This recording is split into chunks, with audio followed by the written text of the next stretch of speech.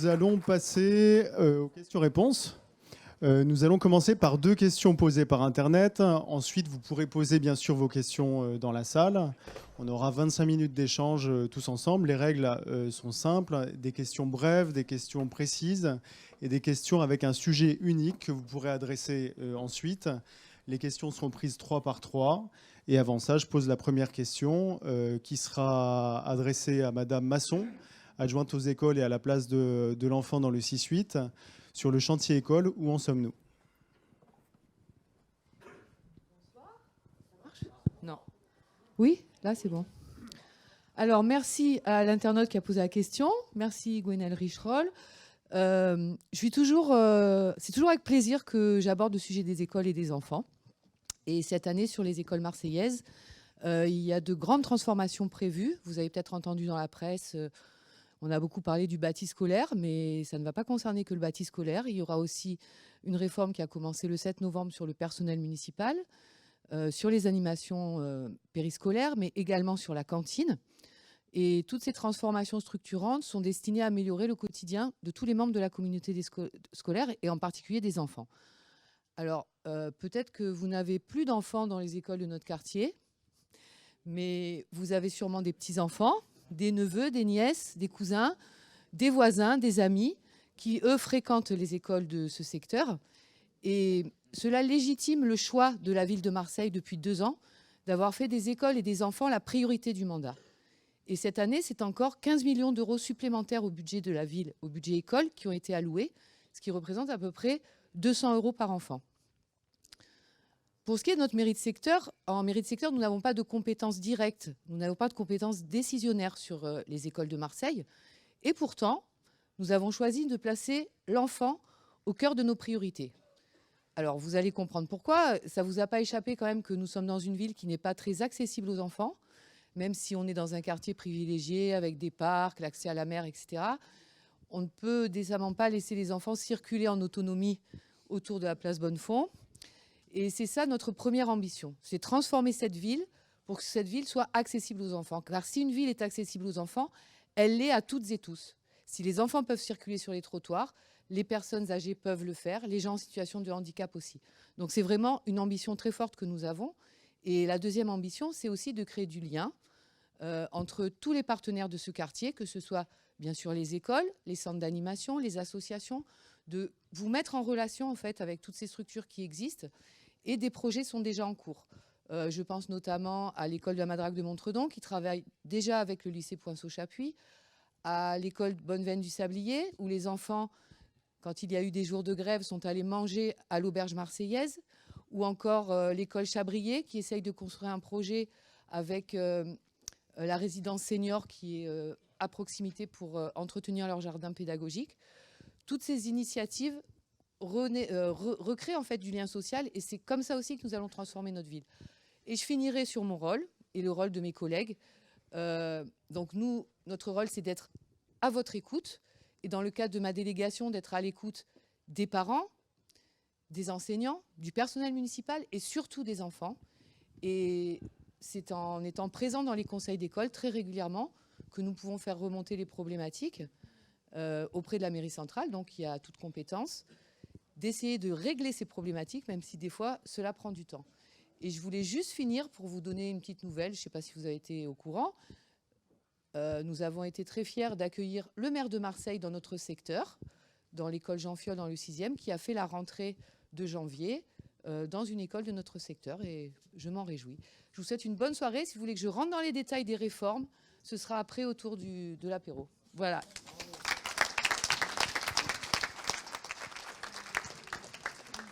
La deuxième question issue d'Internet mérite une réponse collective. Qu'est-il prévu en termes d'activités, de services municipaux et d'animation pour les quartiers sud? La première réponse sera apportée par Alexandra D'Agostino, adjointe en charge de la vie associative et des centres d'animation. Oui, merci. Alors, bonsoir à toutes et à tous.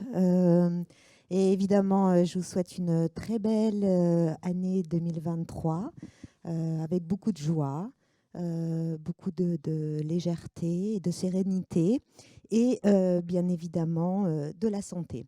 Alors, Effectivement, depuis le début de notre mandature, nous avons vraiment fortement réinvesti nos centres municipaux d'animation, qui sont en fait vos maisons de quartier, pour améliorer votre quotidien. Voilà. Et donc, cela, nous l'avons fait en développant et en renforçant nos relations partenariales avec le tissu associatif dans toute sa diversité. Et bien évidemment, grâce à l'implication toujours très forte des agents territoriaux et du service animation notamment. Voilà. Et donc, grâce à ce renforcement des relations partenariales, nous avons vraiment engagé une très belle dynamique de diversification, à la fois de notre offre de services publics.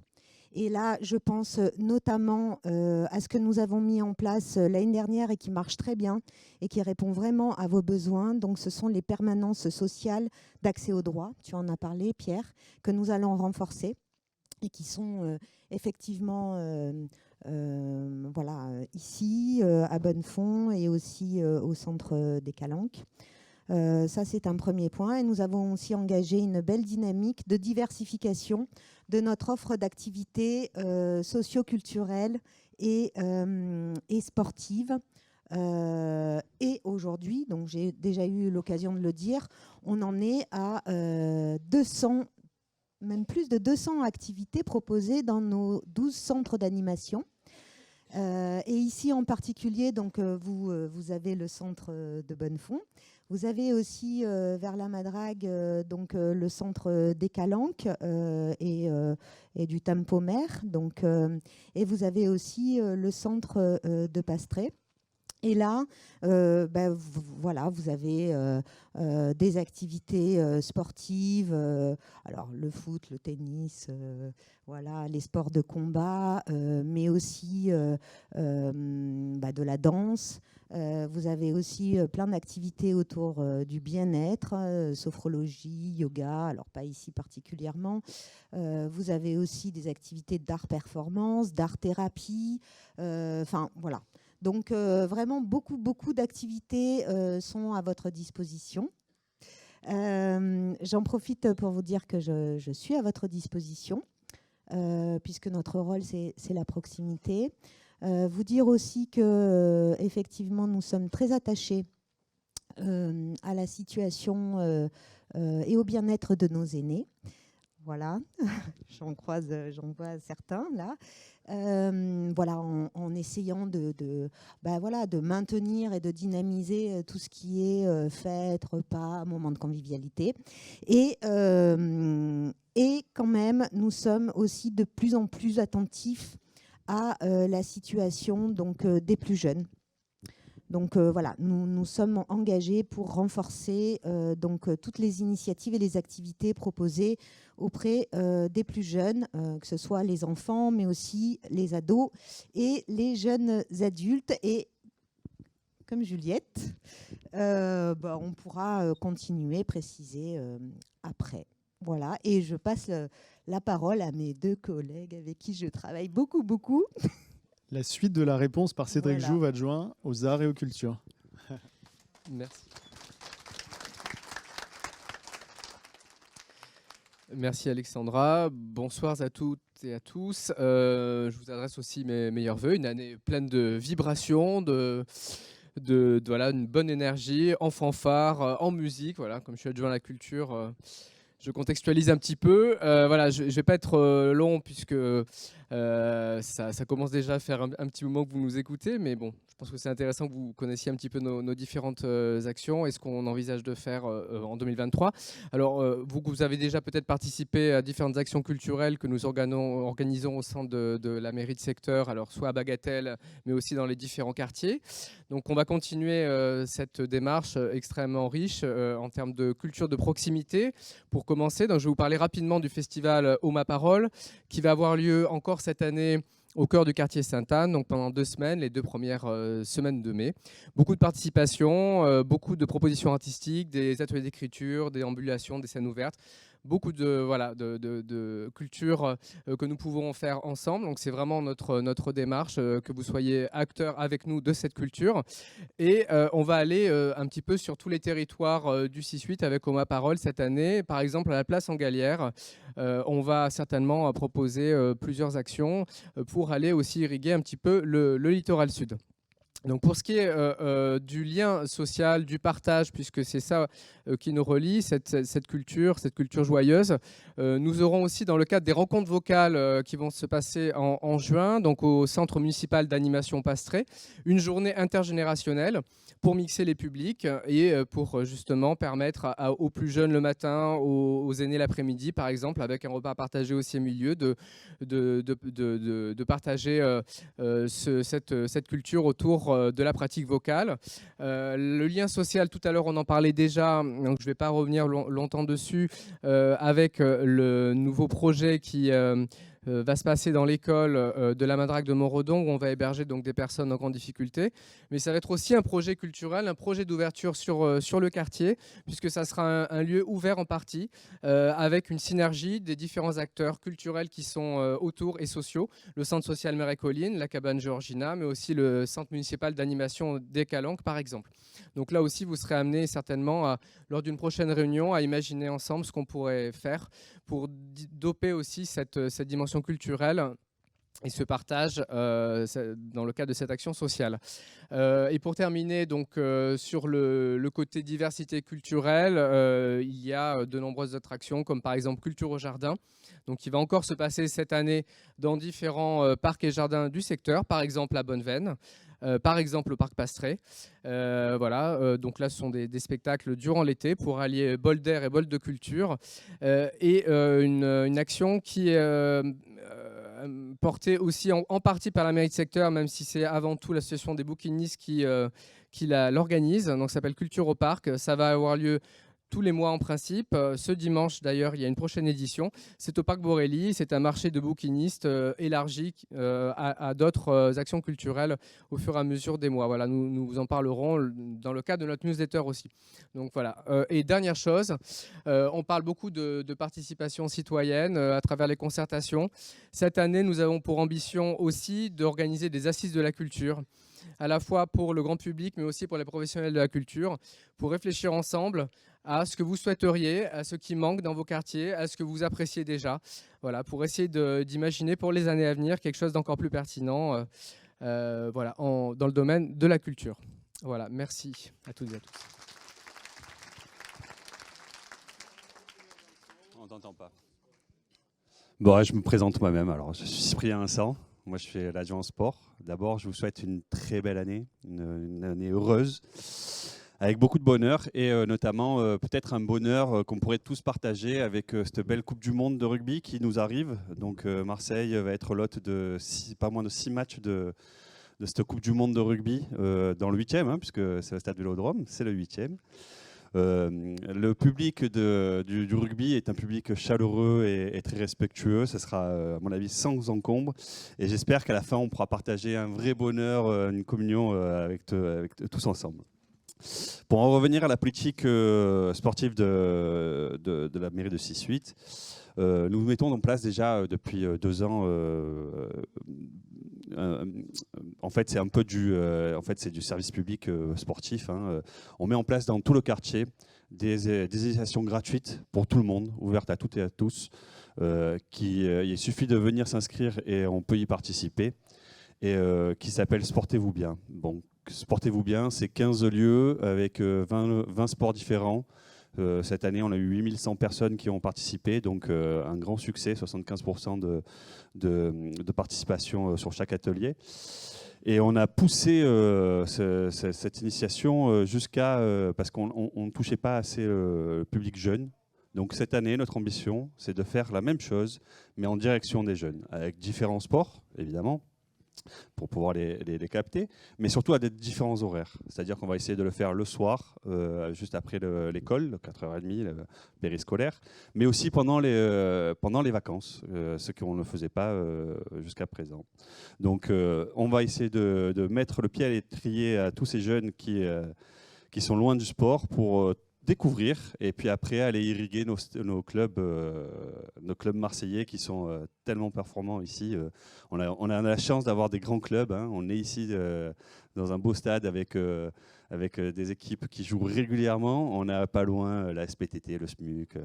On a vraiment de belles équipes et de beaux clubs qui sont ici et il faut absolument les aider. Nous aurons aussi des événements sportifs parce que c'est une année qui est charnière juste avant l'année prochaine, puisqu'on a l'année prochaine les JO. Donc ça, voilà, hein, on fait une Coupe du Monde, puis les JO. Enfin voilà, je crois qu'on est les seuls en France et seuls au monde à pouvoir s'enorgueillir de ces beaux projets. Donc on aura aussi, je vois Mike qui est là, de beaux événements au bol pour le Pro Ball Contest. Donc là, ça sera plutôt sport de rue avec du skate, des trottinettes, etc. On aura aussi un bel événement qui s'appelle le MOM où on est plus sur du parcours. C'est des jeunes les Yamakasi, qui sautent d'attrait en attrait et qui font un peu les fous. Bon, et on aura donc beaucoup de sport et beaucoup de plaisir à venir partager avec vous. Je serai en tout cas moi là à répondre à vos questions et à essayer de construire ensemble le sport dont on a besoin. Merci beaucoup.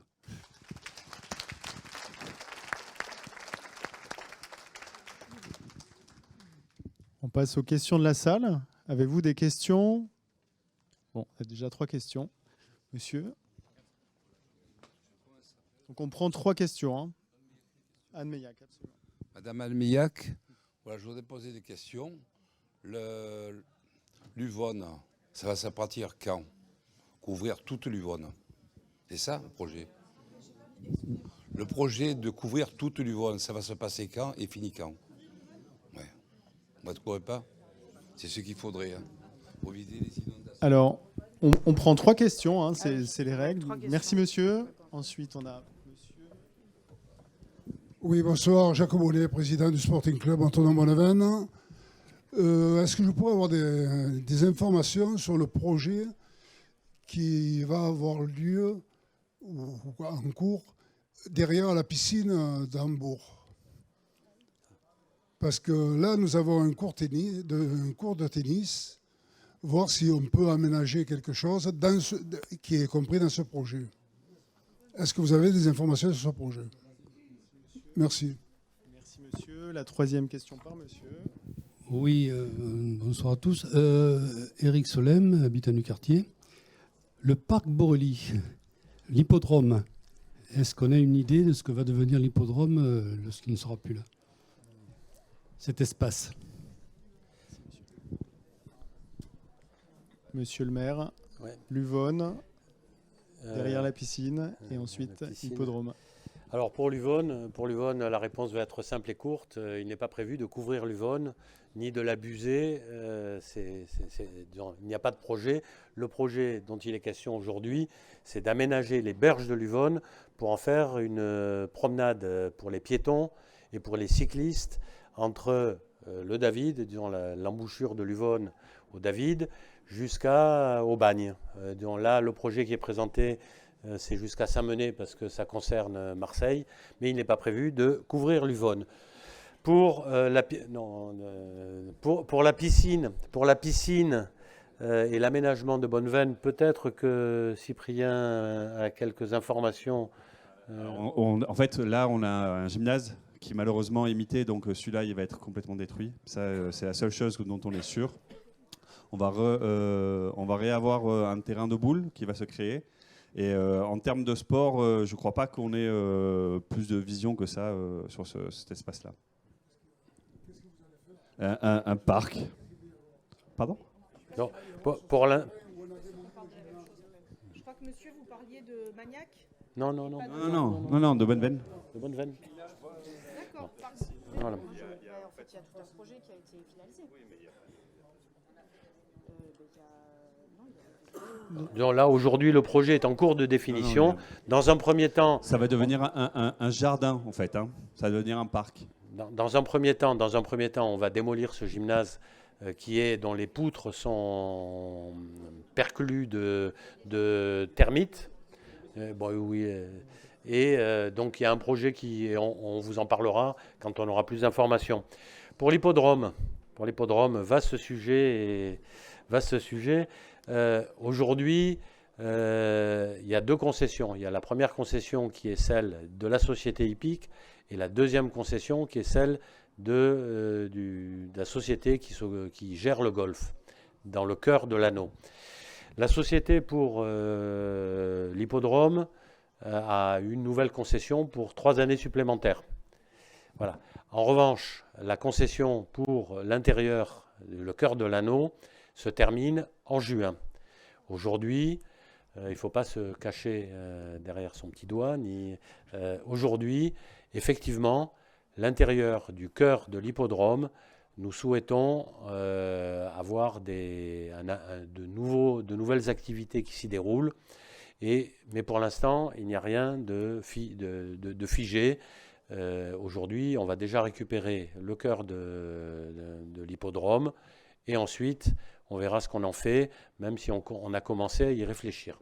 En tout cas, ce qui est sûr, c'est que l'hippodrome, au moins pour les 3 années qui viennent, ne va pas disparaître. C'est un enjeu économique non seulement pour le quartier, mais évidemment pour l'ensemble de la ville. Donc aujourd'hui, à l'heure d'aujourd'hui, il n'y a pas de projet défini sur ce secteur de la ville. Allez, on passe aux 3 questions suivantes. Monsieur. Bonjour, Amaury Hurtaud. On avait assisté dans cette salle à une première concertation pour la ZTL il y a quelques années et je voulais savoir où ça en était, quelles étaient les solutions aujourd'hui pour désengorger les quartiers sud. C'est la même question. On prend 2 autres questions. On a madame et madame. Oui, bonsoir madame Nivois. Oui, moi je voudrais poser une question concernant la RTM. Donc la RTM, c'est très bien ce tramway qui va arriver sur la Gaille, parce qu'à l'époque j'habitais 25 ans pratiquement en face, ça m'aurait bien arrangé. Et je voudrais savoir si le bus 46 et 48 qui montent à Clerval seront maintenus, par exemple ceux qui descendront à la Gaille, est-ce qu'ils pourront prendre le 48 pour monter sur Clerval, ou est-ce que ces 2 bus vont complètement disparaître? Donc ça, on ne sait pas trop finalement. C'est pas une question que je voudrais poser, c'est juste une discussion avec Cédric Jouve, parce que tu parles d'intergénérationnel et pour l'avoir vécu, voilà, on est un petit peu en plein dedans. Mais si tu me proposes de mettre les juniors le matin et les seniors l'après-midi, je suis pas tout à fait d'accord. C'est tout. Très bien. Donc une question RTM, ZTL et intergénérationnel. Les réponses des élus. Alors, pour la RTM, d'abord, même si tout le monde est intéressé par l'ensemble du secteur et l'ensemble du réseau de bus, aujourd'hui, la Gaille, c'est pas spécifiquement notre secteur. Et donc, dans tous les cas, ce que nous vous conseillons, et ce que vous a dit Madame Meillac, c'est de vous rendre sur le site de la RTM pour voir ce qui est prévu. Aujourd'hui, après, dans les grands principes, on peut certainement vous en parler. Ce qui est prévu, c'est effectivement, mais après, ça reste à voir dans le détail et dans la précision des lignes, de leur fréquence, de leur desserte exacte. Ce qui est prévu, effectivement, c'est d'avoir aujourd'hui, toutes les lignes étaient plutôt organisées vers la centralité de Marseille et vers le centre-ville et vers le réseau de transport en commun lourd, les tramways et le métro. Et tout était ramené vers le rond-point du Prado ou vers Castellane ou vers...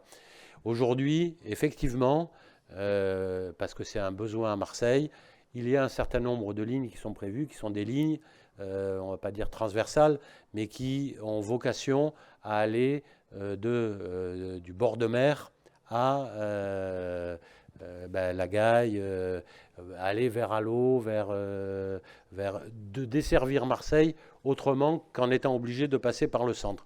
Mais pour le détail de savoir si la ligne 47 ou la ligne 48 telle que vous l'évoquez vont être maintenues, le mieux c'est de vous rendre sur le site où le détail des lignes vous sont présentés. La ZTL, c'est un vaste sujet. Je l'ai évoqué sans vraiment l'évoquer, puisque ça sera un projet qui va mettre du temps à se concrétiser. On ne va pas décréter du jour au lendemain, tant qu'on n'a pas les transports en commun, qu'on va mettre une barrière à un endroit ou à un autre, et où qu'on va contrôler la circulation des habitants par une lecture de plaques. Ce n'est pas réaliste. Aujourd'hui, tant que nous n'avons pas le réseau de transport en commun qui permettra à tous les Marseillais et en allant au-delà à tous les visiteurs qui le souhaiteront de se rendre sur ce secteur de la ville, nous ne mettrons pas en place une ZTL, même si cela reste notre ambition.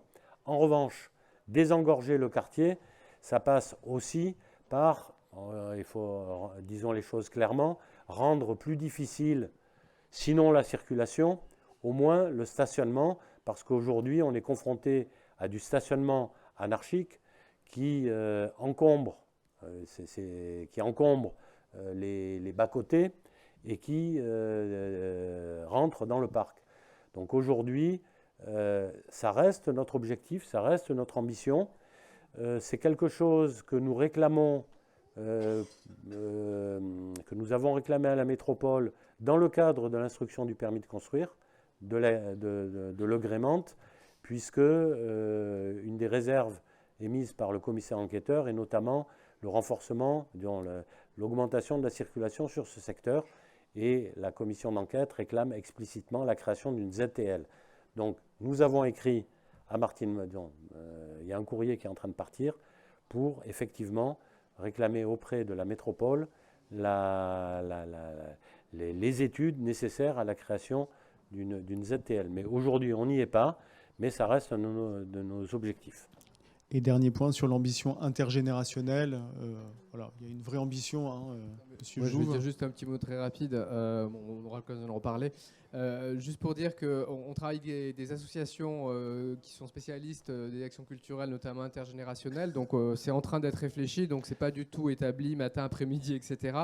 Mais ce qui est important, c'est que sur un même temps, on ait différents publics et que ça puisse justement se mélanger, parce qu'on on nous dit souvent c'est dommage qu'il y ait des activités d'un côté pour les jeunes, de l'autre côté pour les personnes un peu plus âgées, et il y a vraiment un enrichissement mutuel à avoir, et c'est ce qu'on veut développer de plus en plus avec notamment Alexandra dans les centres d'animation, ce côté intergénérationnel là qui prendra corps dans les cadres des rencontres vocales, mais c'est encore à définir, hein, on est en train d'y réfléchir en ce moment, mais vous serez informés en temps et en heure sur la newsletter, vous devez vous inscrire. Les 3 questions suivantes, vous êtes monsieur Kermouni. Bonjour monsieur le maire. J'avais une question justement par rapport au transport, pour revenir à la dame. L'été, on a ces navettes maritimes, je trouve qui sont super bien, mais qu'il y en a toutes les heures. Ce serait bien si on pouvait augmenter leur fréquence. Je trouve que et la plupart des Marseillais le prennent ou pour le travail, et il est vrai que l'été, il y a de plus en plus de touristes, et donc des gens qui le prennent, donc qui pose problème donc pour prendre des fois... Pour les habitants. Pour les habitants, voilà. Merci. Une deuxième question, monsieur. Oui, merci pour vos interventions. Je voudrais intervenir sur le bus. Boulevard Urbain Sud. Voilà. Oui, par les RTM. Vous nous avez dit que le 8e n'était pas impacté par le bus. Mais il y a un projet d'arrêt à Décathlon qui effectivement est dans le 9e.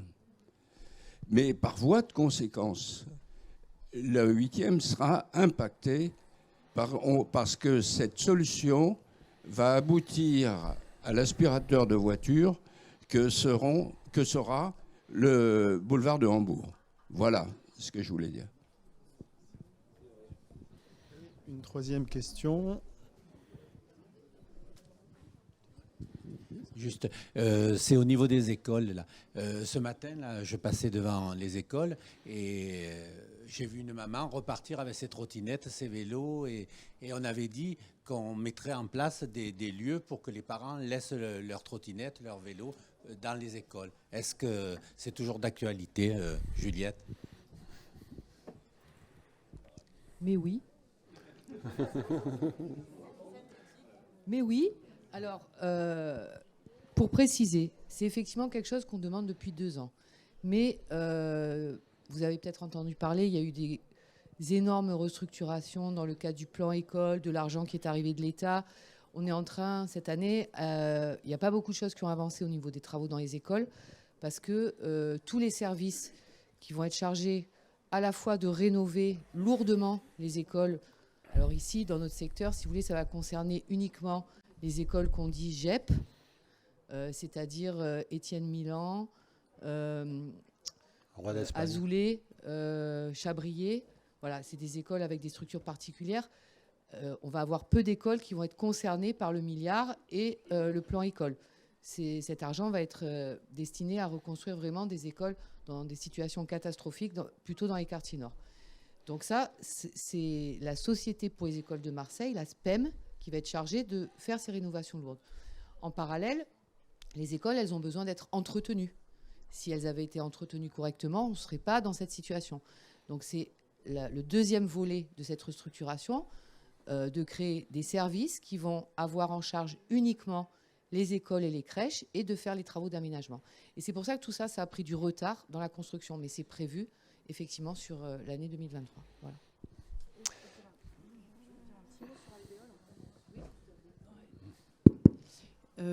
Pour terminer sur le sujet des parkings à vélo dans les écoles, en fait, ce qui se passe, c'est qu'il y a un CEE, certificat d'économie d'énergie. C'est une espèce de tuyau à financement qui arrive sur des projets spécifiques de la transition écologique. Et c'est accessible aux écoles. Donc les communes peuvent candidater pour faire des parkings à vélo dans les écoles financés pour bonne partie par l'État. Et par ces CEE, c'est le projet Alvéole Plus. Mais sachez que pour votre copropriété, pour votre association, si elle a un site, des locaux, etc., vous pouvez aussi solliciter directement le programme Alvéole Plus. Allez sur aide-territoire.beta.gouv.fr, vous tapez ça dans Google, aide territoire, et vous allez arriver sur le programme d'aide Alvéole Plus pour les copropriétés. Moi, j'en ai dit. Alors, une question sur les transports et les navettes maritimes. Alors, c'est difficile de donner une réponse parce que, d'abord, c'est une compétence de la métropole. Alors, nous avons récupéré quelques compétences, disons, nous avons aménagé les compétences de la métropole pour que Marseille retrouve sa place dans l'organisation et retrouve sa liberté de décision. Les navettes, ça rentre plutôt dans le registre des transports, qu'on parle des bus, qu'on parle du tramway, et les navettes maritimes en font partie. Alors, il nous avait été déjà remonté, notamment par un usager très fréquent de la navette maritime, M. Lemry, des difficultés que pouvaient rencontrer certains habitants pour, s'ils partaient le matin, ils n'avaient pas trop de difficultés. En revanche, rentrer le soir à partir du Vieux-Port, il y avait beaucoup de touristes. Donc aujourd'hui, le travail qu'on a demandé à la RTM et à Mme Pila, la présidente de la RTM, c'est notamment d'examiner dans quelle mesure les habitants qui disposeraient d'une carte d'abonnement pourraient être privilégiés. Comment ? La demande qui a été faite auprès de la métropole, vous m'entendez tous là ? Oui. Bon, la demande qui a été faite auprès de la métropole, c'est d'envisager la possibilité de réserver dans les navettes bateaux un contingent de places, bon, ça peut être 5 places, ça peut être 10 places, j'ai pas d'idée, mais qui permettrait à une personne qui, par exemple, travaille au centre-ville, qui veut rentrer sur la Madrague ou sur Samena ou autre, de venir à 5h moins 10 ou à 6h moins 10 et d'être assuré d'avoir une place sur la navette pour rentrer, parce qu'elle a un abonnement de travail, et puis aussi parce que ça lui évite d'attendre 1 heure ou 3/4 d'heure pour avoir de la place sur le bateau. Donc c'est une demande qui a été faite. C'est un peu laborieux de la faire avancer, mais on ne désespère pas d'y arriver. On ne désespère pas d'y arriver. Ça a été mis en place sur le Frioul, et donc on y travaille. Sur l'impact du bus sur le boulevard urbain sud, j'ai peut-être été un peu abrupt en disant le bus ne se fera pas dans le 8e, mais il est évident que le bus, c'est un ouvrage qui part de l'échangeur Florian et qui devait arriver à Jourdan-Barry et à Vieille-Chapelle. Donc aujourd'hui, le bus tel qu'il avait été prévu avec un boulevard ne se fera pas dans ces termes. Mais bien évidemment, dans le 9e et au Cabot, on ne va pas laisser cette autoroute urbaine déboucher sur un mur. Donc il y aura des aménagements et l'objectif n'est pas non plus de libérer des masses de voitures sur le boulevard de Hambourg et de les déverser dans le 8e arrondissement de manière inconsidérée.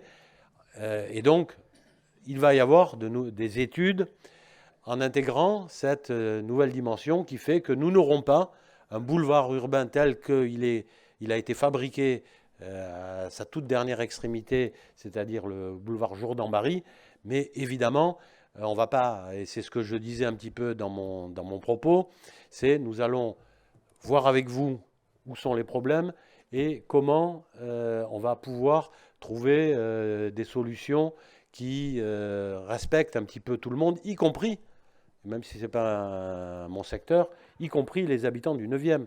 Les habitants du 9e ne peuvent pas rester dans la situation dans laquelle ils sont aujourd'hui. Et donc, c'est une solution globale qui va être envisagée.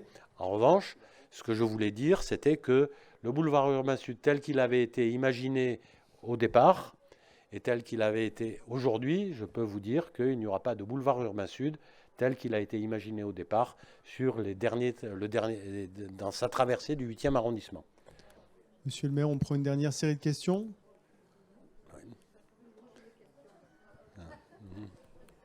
Je vais être rapide. Je voulais juste revenir sur la navette parce que j'ai cru comprendre, Pierre, que vous aviez fait passer une demande à la RTM sur la possibilité pour les habitants de pouvoir rentrer quand ils sont partis. Mais il y a aussi la nécessité d'élargir la plage de circulation de cette navette, c'est-à-dire qu'elle démarre fin avril, elle termine fin septembre. Tout ça, c'est super tôt. On pourrait imaginer qu'elle parte de Pâques à Toussaint. Elle serait largement utilisée. Donc, je voulais savoir si ça faisait partie de votre demande à la RTM. Merci. Oui, bonjour et merci, monsieur le maire, de nous autoriser à poser pas mal de questions. C'est très bien. Oui, je voudrais parler effectivement des autobus, pas du bus, mais des transports en commun. Pour poser une simple question, c'est quels sont les moyens de pression de la mairie sur la métropole pour faire en sorte qu'on arrête de faire du tout-voiture à Marseille, qu'au niveau des rues, les bus aient la priorité partout, car le seul moyen pour que les gens arrêtent de prendre leur voiture, c'est quand même d'avoir des bus sécurisés et qui soient rapides et qui aillent plus vite que les voitures, en fait. C'est un peu ça l'idée. Allez, on prend 2 questions en plus, monsieur. Oui, Alain Zira, bonjour, monsieur le maire. On a entendu et lu pas mal de choses concernant Escale Borelli. Donc, je voulais savoir s'il y a des projets, des changements prévus pour Escale Borelli. Merci, monsieur. Et madame? Bonjour, bonsoir plutôt. Joël Windsor, j'habite à la Pointe-Rouge. Et j'aimerais savoir est-ce qu'il est prévu quelque chose au niveau de la plage de la Pointe-Rouge, parce que je la qualifierais de lépreuse. C'est vraiment une horreur et j'ai honte d'habiter dans cet environnement. Voilà. Monsieur le maire, les élus. Alors, je suis désolé, mais je ne sais pas ce que vous entendez par lépreux. Cette plage, c'est une plage qui appartient à tous les Marseillais, à toutes les Marseillaises. Et quel que soit l'endroit d'où ils viennent, on ne va pas commencer à faire du filtre, du tri de ceux qui... Non, je parlais simplement des cabanons. Il faudrait l'entretenir. Ça tombe en ruine. Pardon. Ça tombe en ruine. Il y a des barrières qui ne sont pas peintes. Est-ce que vous n'avez pas la possibilité de peindre, de faire peindre voilà, de l'entretenir tout simplement. Au niveau de la plage et au niveau aussi de la croisette, la petite promenade, il y a des barrières blanches qui ne sont jamais blanches, qui sont toujours pourries, et des toits où il y a des aérations des restaurants qui sont vraiment, c'est vraiment... Donc, ça me donne l'occasion, merci madame, et excusez-moi d'avoir mal interprété vos propos, je m'en excuse. Ça me donne l'occasion, on n'en a pas parlé, on pensait qu'il y aurait peut-être une question sur le sujet, sur la loi 3DS. C'est typiquement le type de problématique sur lequel on va pouvoir, grâce aux aménagements qui ont été négociés par le maire de Marseille avec la présidente de la métropole, Madame Vassal, qui vont nous permettre de pouvoir intervenir de manière plus directe. Aujourd'hui, d'abord parce que nous aurons plus de moyens. Aujourd'hui, la loi 3DS et dans les négociations qui ont été menées, malgré tout, c'est quand même 50 millions d'euros d'attribution de compensation au titre de la solidarité qui seront versés à la ville de Marseille. Ça va, bon, on n'est pas riche, mais on ne va pas devenir beaucoup plus riche avec ces 50 millions d'euros, mais malgré tout, c'est quand même déjà une bonne chose. Et en matière de voirie, les moyens qui étaient mis par la métropole à la disposition de la ville étaient faméliques. On avait droit à 15 millions d'euros pour l'ensemble de la ville. Sur l'ensemble du secteur, c'était 1,8 million d'euros de travaux. Alors, je ne sais pas pour les personnes qui ont un peu l'habitude des travaux publics, mais les mètres carrés de goudron ou les mètres carrés de route, ça vaut une fortune. Et donc, on avait des moyens faméliques pour entretenir notre quartier. Aujourd'hui, alors ça ne va pas se faire en un jour, mais on devrait avoir dès 2023 beaucoup plus d'argent, notamment on devrait arriver d'ici 2025, si je me souviens bien, à 45 millions d'euros pour l'entretien de la voirie. Donc la loi 3DS, sur ce type d'intervention, va nous permettre, quand elles remonteront, on en avait entendu parler, de pouvoir décider par nous-mêmes à quel endroit on veut mettre l'argent et où sont les besoins. Jusqu'à présent, ce n'était pas le cas et nous n'étions pas en situation de réellement décider de nos interventions. Donc, ne vous précipitez pas non plus en pensant que dans les 5 minutes, parce que l'accord a été signé, on va pouvoir immédiatement intervenir partout où on le voudrait, comme on le voudrait. Il va falloir mettre en place de nouveaux processus parce que ça restera la métropole qui va agir pour notre compte, mais nous allons avoir, alors nous en avons une des deux, nous avons 2 conseillers métropolitains qui vont être en charge de la voirie et de la propreté. Madame Juste, ici, voilà, et donc vous devez presque toutes et toutes connaître. Elle aura la responsabilité de coordonner auprès de la métropole la propreté pour la ville de Marseille. Donc, mais demain matin, les rues de la ville sont propres. Ce qui s'est passé pendant le mois de décembre. Donc, on va attendre le 19 janvier quand même. Hein. Voilà. Mais bon, et donc on a une deuxième conseillère métropolitaine, Perrine Prigent, qui, elle, suivra plus spécifiquement les problèmes de voirie pour coordonner l'action entre les besoins de la ville qui remonteront de notre secteur et de tous les secteurs de la ville. Voilà. Pour les navettes et les bus, je vais laisser Anne y répondre, mais aujourd'hui, la prérogative des transports reste une prérogative métropolitaine. Pour autant, et on le voit bien dans la loi 3DS, aujourd'hui, avec la métropole, nous engageons une nouvelle histoire. Et cette nouvelle histoire doit nous permettre, et c'est aussi l'objet de l'appel à participation qu'on vous a demandé sur la RTM, on va essayer de travailler de concert à l'amélioration de la vie des Marseillaises et des Marseillais. Et ça ne pourra se faire pour tous les registres. Alors il y en a où on va récupérer évidemment la compétence de manière directe. Le tourisme va revenir directement à la ville de Marseille, ce qui était une compétence métropolitaine, mais ça va devenir une compétence ville pure. Pour le reste, on va engager un nouveau champ de travail qui va être comment partager avec la métropole les sujets qui sont importants. Et effectivement, qu'il s'agisse de la navette ou qu'il s'agisse du réseau de bus, nous vous incitons une nouvelle fois, comme l'a fait Anne, qui va vous donner peut-être quelques précisions, à participer pour dire ce que vous souhaitez. La fréquence, l'amplitude. Monsieur, vous parliez de la fréquence de la navette ou de l'amplitude des navettes.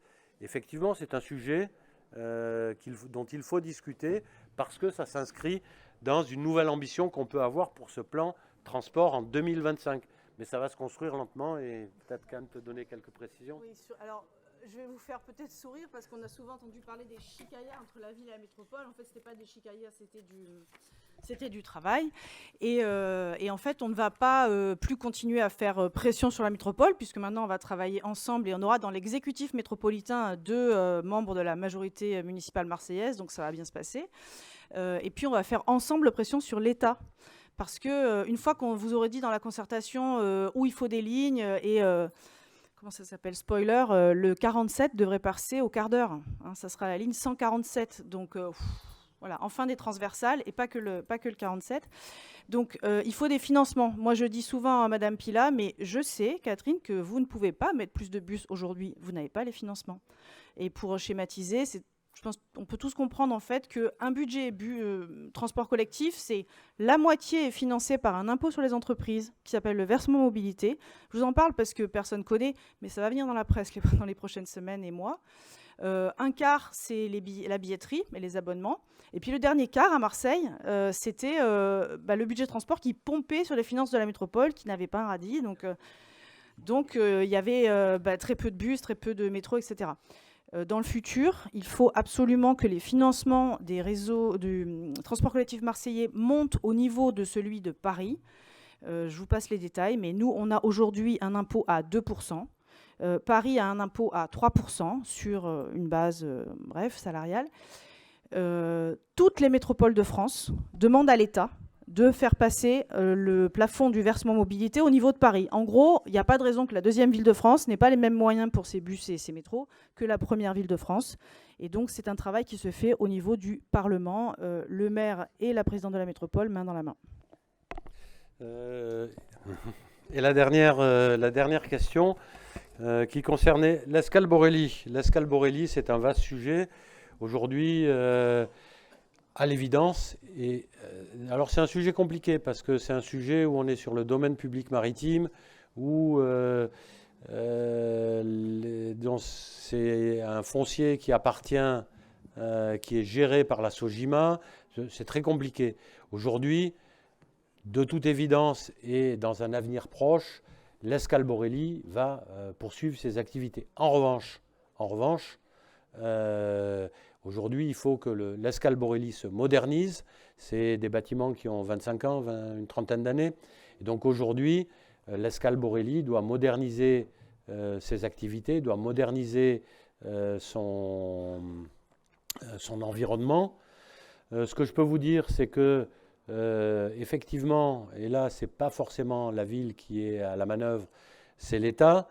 Sur les plages qui sont aujourd'hui des plages gérées par un certain nombre de commerçants en bord de mer de l'Escale Borelli, l'État souhaite remettre la main dessus et limiter assez fortement les emplacements des plages. Pour l'instant, les négociations sont toujours en cours. On aura le résultat des courses un petit peu dans quelques semaines, en tout cas avant l'été.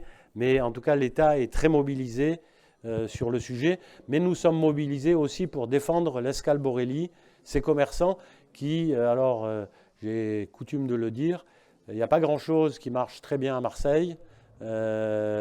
Donc pour l'instant, avant de s'attaquer à repenser totalement ou à l'Escale Borelli, ce n'est pas la priorité. Et aujourd'hui, on a besoin de l'Escale Borelli pour continuer à faire vivre ce littoral sud et cette partie du littoral. Alors, pour toutes les autres questions, ce sera dans la dernière partie de ces vœux, le moment convivial autour du buffet. Je vous propose de poser donc vos questions à tous les élus qui seront à votre disposition. Mais monsieur le maire, d'abord, le mot de la fin vous revient. Ouais, bon, disons, écoutez, oui, évidemment. D'abord, je suis très heureux de votre présence. Je vous en remercie.